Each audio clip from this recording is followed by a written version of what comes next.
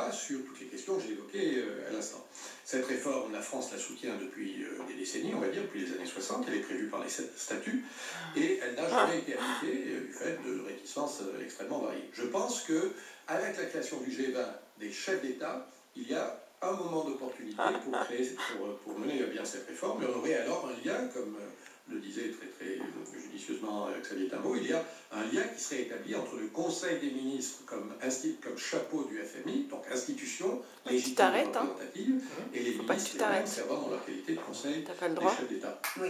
Au passage, je voudrais quand même revenir sur ce terme de pays émergent qui est devenu, qui est employé extrêmement de façon de plus en plus fréquente et qu'il faudrait peut-être oublier pour certains pays, en tout cas si on parle du groupe des fameux BRICS, Brésil, Russie, Inde, Chine et Afrique du Sud, ce sont eux surtout qui se font entendre en l'occurrence dans ce débat autour du FMI, et peut-être qu'on ne connaît pas bien le nom des autres pays émergents du G20, Afrique du Sud, Arabie Saoudite, Argentine, Australie, Corée du Sud, ce sont quand même des économies extrêmement importantes, Indonésie, Mexique et Turquie.